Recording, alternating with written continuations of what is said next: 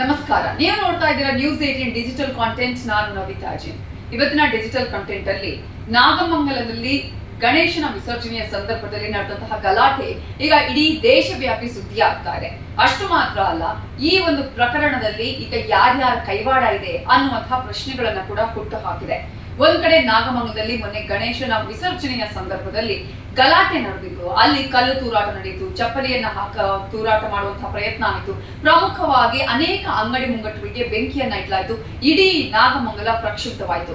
ಆದ್ರೆ ಇದೀಗ ಸಹಜ ಸ್ಥಿತಿಗೆ ಮರಳುತ್ತಾ ಇದೆ. ಆದ್ರೆ ಇಂತಹ ಸಂದರ್ಭದಲ್ಲಿ ಈಗ ಈ ಒಂದು ವಿಚಾರ ಇಡೀ ದೇಶದಾದ್ಯಂತ ಅನೇಕ ಚುನಾವಣೆಗಳಲ್ಲೂ ಕೂಡ ವಸ್ತುವಾಗ್ತಾ ಇದೆ. ಹಾಗಾದ್ರೆ ಏನು ಎಲ್ಲಿ ಅಂತ ನಾವು ನೋಡೋದಾದ್ರೆ ಈಗ ಕರ್ನಾಟಕದ ವಿಚಾರ, ಅದರಲ್ಲೂ ಕೂಡ ಕಾಂಗ್ರೆಸ್ ಸರ್ಕಾರ ಇದ್ದಂತಹ ಸಂದರ್ಭದಲ್ಲಿ ಏನಾಗುತ್ತೆ, ಇಲ್ಲಿನ ಕಾನೂನು ಸುವ್ಯವಸ್ಥೆ ಹಾಳಾಗ್ತಾ ಇದೆ. ಇಲ್ಲಿ ಒಂದ್ ಕಡೆ ಒಂದೇ ಸಮುದಾಯವನ್ನ ತುಷ್ಟೀಕರಣ ಮಾಡುವಂತಹ ರಾಜಕೀಯ ನಡೀತಾ ಇದೆ, ವೋಟ್ ಬ್ಯಾಂಕ್ ರಾಜಕಾರಣವನ್ನ ಮಾಡಲಾಗ್ತಾ ಇದೆ, ಓಲೈಕೆ ರಾಜಕಾರಣವನ್ನ ಮಾಡಲಾಗ್ತಾ ಇದೆ ಅನ್ನುವಂತಹ ಆರೋಪ ಇಲ್ಲಿಯ ಬಿಜೆಪಿಯವರಾಗಿರ್ಬೋದು ಅಥವಾ ಮೈತ್ರಿ ಪಕ್ಷದವರು ಮಾಡ್ತಾ ಇದ್ರು.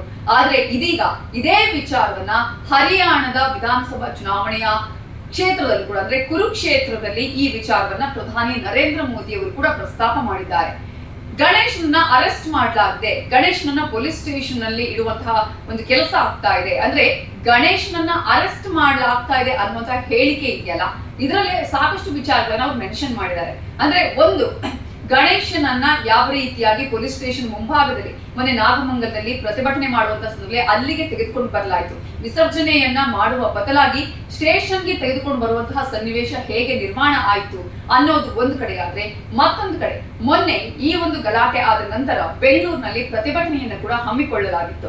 ಬೆಂಗಳೂರಲ್ಲಿ ಪ್ರತಿಭಟನೆಯನ್ನ ಹಮ್ಮಿಕೊಂಡಂತಹ ಸಂದರ್ಭದಲ್ಲಿ ಇಲ್ಲಿ ಅನೇಕರನ್ನ ಪೊಲೀಸರು ವಶಕ್ಕೆ ಪಡೆದರು. ಗಣಪತಿ ಮೂರ್ತಿಯನ್ನ ಇಟ್ಟುಕೊಂಡೇ ಇಲ್ಲಿ ಪ್ರತಿಭಟನೆಯನ್ನ ನಡೆಸ್ತಾ ಇದ್ರು. ಆ ಸಂದರ್ಭದಲ್ಲಿ ಪೊಲೀಸರು ಈ ಒಂದು ಗಣಪತಿ ಮೂರ್ತಿಯನ್ನ ತೆಗೆದುಕೊಂಡಿದ್ದನ್ನ ಕೂಡ ನಾವಿಲ್ಲಿ ನೆನಪಿಸಿಕೊಳ್ಬಹುದು. ಸೊ ಈ ಮೂಲಕ ಕುರುಕ್ಷೇತ್ರದಲ್ಲೂ ಕೂಡ ಅಂದ್ರೆ ಹರಿಯಾಣದ ಕುರುಕ್ಷೇತ್ರದಲ್ಲೂ ಕೂಡ ಈ ವಿಚಾರ ಸಾಕಷ್ಟು ಚರ್ಚೆಗೆ ಕಾರಣ ಆಗಿದೆ. ಕಾಂಗ್ರೆಸ್ ಸರ್ಕಾರ ಇದ್ದಂತಹ ಸಂದರ್ಭದಲ್ಲಿ ಇಲ್ಲಿ ಹಿಂದೂಗಳಿಗೆ ರಕ್ಷಣೆ ಇಲ್ಲ ಅನ್ನುವಂತಹ ಮಾತುಗಳು ಕೂಡ ಇಲ್ಲಿನ ಬಿಜೆಪಿಯವರು ಹೇಳ್ತಾ ಇದ್ರು. ಈ ವಿಚಾರ ಈಗ ದೊಡ್ಡ ಮಟ್ಟದಲ್ಲಿ ಸೌಂಡ್ ಮಾಡ್ತಾ ಇದೆ. ಎಲ್ಲಾ ರಾಜ್ಯಗಳ ಚುನಾವಣೆ ಬಂದ್ರೆ ಈ ವಿಚಾರ ಕೂಡ ಪ್ರತಿಧ್ವನಿಸುವಂತಹ ಸಾಧ್ಯತೆಗಳನ್ನ ನಾವಿಲ್ಲಿ ಗಮನಿಸಬಹುದು. ಗಣೇಶ ಎಲ್ಲರನ್ನೂ ಆರಾಧನೆ ಮಾಡುವಂತಹ, ಎಲ್ಲಾ ಸಮುದಾಯದವರು ಆರಾಧನೆ ಮಾಡುವಂತಹ ದೇವರು. ಇಂತಹ ಸಂದರ್ಭದಲ್ಲಿ ಗಣಪತಿ ಮೂರ್ತಿಗೆ ಇಂತಹ ಪರಿಸ್ಥಿತಿ ಆದ್ರೆ, ಸ್ಟೇಷನ್ ನಲ್ಲಿ ಇಡಬೇಕಾದಂತಹ ಪರಿಸ್ಥಿತಿ ಆದ್ರೆ, ಆತನನ್ನು ಅರೆಸ್ಟ್ ಮಾಡ್ಬೇಕಂತ ಪರಿಸ್ಥಿತಿ ಆದ್ರೆ ಕತೆ ಏನು ಅನ್ನುವಂತಹ ಪ್ರಶ್ನೆಯನ್ನ ಕೂಡ ನರೇಂದ್ರ ಮೋದಿ ಅವರು ಕೇಳಿದ್ರು. ಹಾಗಾಗಿ ಇಲ್ಲಿ ಕಾನೂನು ಸುವ್ಯವಸ್ಥೆ ಇಲ್ಲ, ಕಾಂಗ್ರೆಸ್ ಸರ್ಕಾರ ಇದ್ದಾಗ ಓಲೈಕೆ ರಾಜಕಾರಣ ಮಾಡ್ತಾ ಇದೆ, ಹಾಗಾಗಿ ಯಾವುದೇ ಕಾರಣಕ್ಕೂ ಹರಿಯಾಣದಲ್ಲಿ ಇಂತಹ ಪರಿಸ್ಥಿತಿನ ತರಬಾರ್ದು ಅನ್ನೋದನ್ನ ಹೇಳೋದ್ರ ಮೂಲಕ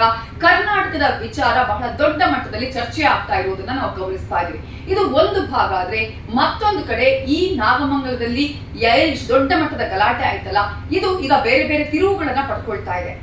ಇದರಲ್ಲಿ ಒಂದ್ ಕಡೆ ಎನ್ಐಗೆ ಇದನ್ನ ವಹಿಸಬೇಕು ಅನ್ನುವಂತಹ ಆಗ್ರಹಗಳು ಕೂಡ ಕೇಳಿ ಬರ್ತಾ ಇದೆ. ಕಾರಣ ಏನು ಅಂತ ಹೇಳಿದ್ರೆ, ನಾಗಮಂಗಲದಲ್ಲಿ ನಡೆದಿರುವಂತಹ ಗಲಭೆಯ ಹಿಂದೆ ಕೇರಳದವರ ಕೈವಾಡ ಇದೆ ಅನ್ನುವ ಮಾತುಗಳು ಕೇಳಿ ಬರ್ತಾ ಇದೆ. ಆ ಒಂದು ಗಲಭೆಯ ಸಂದರ್ಭದಲ್ಲಿ ಕೇರಳದ ಹುಡುಗರು ಅಲ್ಲಿ ಇದ್ರು, ಅವರು ಬೇಕರಿಯಲ್ಲಿ ಕೆಲಸ ಮಾಡ್ತಾ ಇದ್ದವರನ್ನ ಕೂಡ ಈಗಾಗಲೇ ಪೊಲೀಸರು ವಶಕ್ಕೆ ಪಡೆದಿದ್ದಾರೆ. ಹಾಗಾದ್ರೆ ಇದರಲ್ಲಿ ಮೊದಲೇ ಪೂರ್ವ ಯೋಜಿತ ಕೃತ್ಯನ ಇದು? ಈ ಹಿಂದೆ ಇದನ್ನ ಸಂಚು ಮಾಡ್ಲಾಗಿತ್ತ, ಇದನ್ನ ಪ್ರೀ ಪ್ಲಾನ್ಡ್ ಆಗಿ ಮಾಡ್ಲಾಗಿತ್ತು ಅಂತ ಬಿಜೆಪಿ ಅವರೇನೋ ಆರೋಪ ಮಾಡ್ತಿದ್ದಾರೆ. ಅದೇ ರೀತಿಯಾಗಿ ನಡೆದಿದ್ಯಾ ಹಾಗಾದ್ರೆ ಅನ್ನೋದ್ರ ಕುರಿತಾಗಿ ಕೂಡ ಸಾಕಷ್ಟು ರೀತಿಯಾದಂತಹ ಚರ್ಚೆಗಳು, ಸಾಕಷ್ಟು ರೀತಿಯ ಅನುಮಾನಗಳಿದೆ. ಹಾಗಾದ್ರೆ ಇದರ ಹಿಂದೆ ಇರೋರು ಯಾರು? ಇದರ ಹಿಂದೆ ಕೇರಳದ ಕೈವಾಡ ಇದೆಯಾ, ಅಂದ್ರೆ PFI ಕೈವಾಡ ಏನಾದ್ರೂ ಇದೆಯಾ ಅನ್ನುವಂತಹ ಪ್ರಶ್ನೆಯನ್ನ ಕೂಡ ಹುಟ್ಟು ಹಾಕಿದೆ. ಈ ವಿಚಾರಕ್ಕೆ ಸಂಬಂಧಪಟ್ಟ ಹಾಗೆ ಈಗ NIA ತನಿಖೆ ಆಗ್ಬೇಕು ಅನ್ನೋ ಆಗ್ರಹ ಕೇಳಿ ಬರ್ತಾ ಇದೆ. ಈಗಾಗಲೇ ಕೃಷಿ ಸಚಿವರಾಗಿರುವ ಚಲುವರಾಯಸ್ವಾಮಿ ಹೇಳ್ತಾ ಇದ್ರು, ಇದರಲ್ಲಿ ಕೇರಳದ ಕೈವಾಡ ಇರೋದ್ರ ಬಗ್ಗೆ ಕೂಡ ಇನ್ನೊಂದು ಆಂಗಲ್ ನಲ್ಲಿ ಪೊಲೀಸರು ತನಿಖೆ ಮಾಡ್ತಾ ಇದ್ದಾರೆ. ಇದೆಯಾ ಇಲ್ವಾ ಅನ್ನೋದ್ರ ಬಗ್ಗೆ ಇನ್ನಷ್ಟು ಡೀಟೇಲ್ಸ್ ಅನ್ನ ಪಡೆದುಕೊಳ್ತಾ ಇದ್ದಾರೆ